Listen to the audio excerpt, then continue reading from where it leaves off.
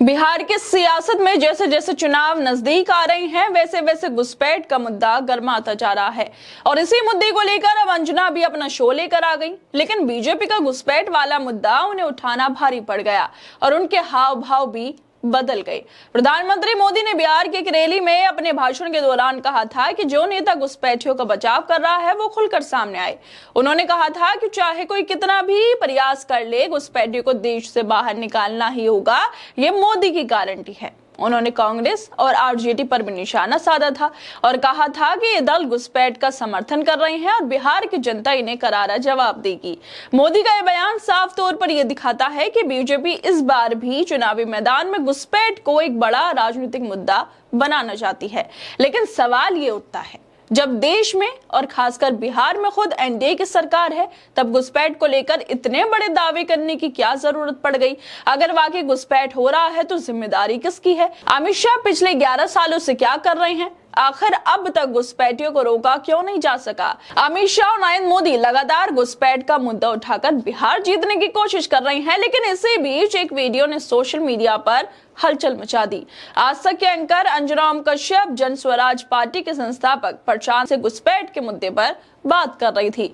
अंजना ने पूछा कि प्रधानमंत्री मोदी ने जब घुसपैठियों का मुद्दा उठाया तो इस पर आपकी क्या राय है? उन्हें शायद उम्मीद नहीं थी कि प्रशांत किशोर उन्हें ऐसा जवाब दे देंगे जिससे उनके हाव भाव बदल जाएंगे।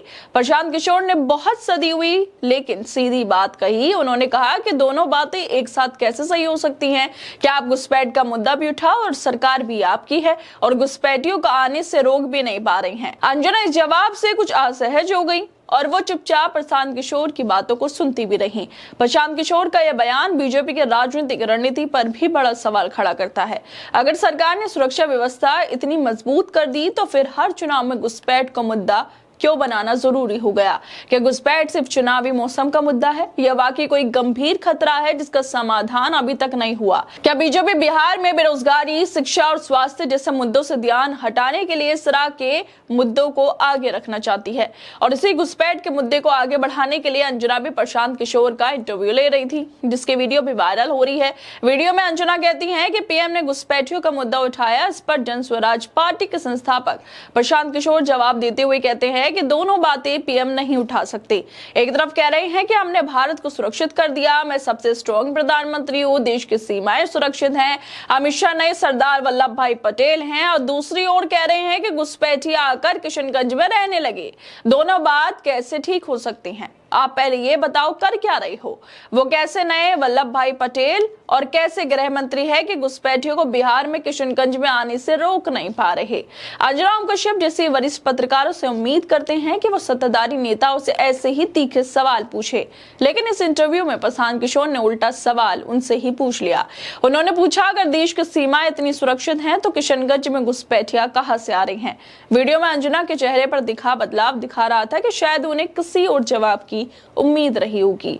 आखिर घुसपैठियों को लेकर बयानबाजी कब तक चलती रहेगी? कब असली कार्रवाई होगी? क्या बीजेपी सिर्फ चुनाव के वक्त इस मुद्दे को उठाकर जनता की भावनाओं से खेलती रहेगी या वाकई कोई ठोस कदम भी उठाएगी? इस वीडियो से पहले अमित शाह की भी एक वीडियो वायरल हुई थी जिसमें दैनिक जागरण साहित्य सृजन कार्यक्रम वो बोलते हैं कि पार्लियामेंट में खासकर तृणमूल कांग्रेस और कांग्रेस के सांसद मुझ पर आरोप करते हैं कि चलो पहले जो हुआ वो हुआ, घुसपैठ हो रही है या नहीं ये बता दो। इस पर अमित शाह कहते हैं, मैंने उनसे कहा हो रही है, तो उन्होंने कहा कि जिम्मेदारी किसकी है? आपकी जिम्मेदारी है। फिर अमित शाह कहते हैं कि मेरी जिम्मेदारी है, मगर एक बार देश की सीमा देख कर आओ। सिर्फ बांग्लादेश की सीमा पर कई सारी झरने हैं, वहां सागर जैसी नदियां हैं, कई सारा जंगल का एरिया है, कई सारी पहाड़ी चोटियां हैं जहां बॉर्डर नहीं बना, वहां से घुसपैठ को नहीं रोका जा सकता। अगर देश के गृह मंत्री खुद ये कह रहे हैं कि घुसपैठ रोकना नामुमकिन है, तो फिर घुसपैठियों का मुद्दा हर चुनाव में क्यों उठाया जाता है?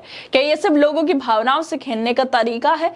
जब सत्ता में नहीं थे तब कहा था कांग्रेस की वजह से घुसपैठ बढ़ रही है, सत्ता में आने के बाद कहा हम रोक लेंगे, और अब जब तीसरी बार केंद्र में सरकार बना ली तब कह रहे हैं घुसपैठ रोकना संभव नहीं है। तो फिर इतने सालों में क्या हुआ?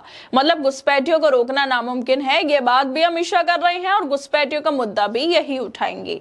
और यही वजह है कि प्रशांत किशोर ने भी अंजना से कह दिया कि एक तरफ प्रधानमंत्री खुद को सबसे मजबूत प्रधानमंत्री बताते हैं, कहते हैं कि देश की सीमाएं पूरी तरह सुरक्षित हैं, भारत आज पहले से कहीं ज्यादा सुरक्षित है। गृह मंत्री अमित शाह को वो नए सरदार वल्लभ भाई पटेल बताते हैं जिनके नेतृत्व में देश सुरक्षित हाथों में है। लेकिन घुसपैठिए बिहार के किशनगंज तक पहुंच कैसे रहे हैं? ये कैसे संभव है? अगर देश की सीमाएं सुरक्षित हैं तो घुसपैठ कैसे हो रही है? और अगर घुसपैठ हो रही है तो फिर सीमाओं की सुरक्षा की जिम्मेदारी कौन लेगा? गृह मंत्री अमित शाह हैं इसके जिम्मेदार, क्योंकि वो गृह मंत्री हैं देश के, और बिहार में भी उन्हीं की सरकार है, केंद्र में भी इन्हीं की सरकार है, और घुसपैठ का मुद्दा भी यही उठा रही है। ये वाकई गंभीर सवाल खड़ा करता है कि सरकार 11 साल से क्या कर रही है, क्यों घुसपैठ को नहीं रोक पा रही और हर चुनाव में से मुद्दा बना लेती है। खैर दोस्तों, आप लोगों को क्या लगता है इस वीडियो को लेकर? हमें अपनी राय जरूर दें और बाकी तमाम खबरों को देखने के लिए जुड़े रहिए हमारे साथ।